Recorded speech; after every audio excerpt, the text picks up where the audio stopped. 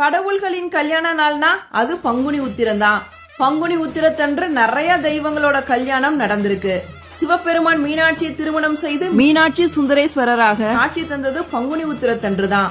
முருகப்பெருமான் தெய்வானையை திருமணம் செய்ததும், ஸ்ரீராமர் சீதா தேவி திருமணம் நடந்ததும், ஆண்டாள் ரங்கமன்னரை கரம் பிடித்ததும், தேவர்களின் தலைவனான இந்திரன் இந்திராணியை திருமணம் செய்ததும், நந்தி தேவர் சுயசை திருமணம் செய்ததும், 27 நட்சத்திரங்களுடன் சந்திரனின் திருமணம் நடந்தேறியதும் இந்த பங்குனி உத்திரத்தன்று தான். பங்குனி உத்திரனால திருமணம் மட்டும் நடக்கல, தர்ம சாஸ்தாவான சுவாமி ஐயப்பன் அவதரித்ததும் பங்குனி உத்திரம் அன்னைக்குதான். நம்பியின் மகளாக வள்ளி தேவி அவதரித்ததும் பங்குனி உத்திரம் அன்னைக்குதான்.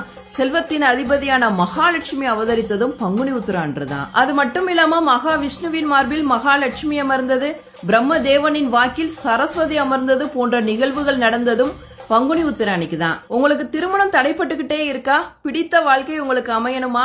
அப்போ பங்குனி உத்திரம் அன்னைக்கு விரதம் இருந்து அருகே கோவில நடக்கின்ற திருக்கல்யாணத்தை பார்த்து திருமண கோலத்துல இருக்க தெய்வங்களை தரிசித்தால் கட்டாயம் உங்களுக்கு கல்யாண வைபோகம் நடக்கும். மாதங்கள்ல 12வதா வர பங்குனியும் நட்சத்திரங்கள்ல 12வதா வர உத்திரமும் இணையும் நன்னாள் தான் பங்குனி உத்திரம். இந்த வருஷம் பங்குனி உத்திரம் ஏப்ரல் 11ஆம் தேதி வெள்ளிக்கிழமை வருது.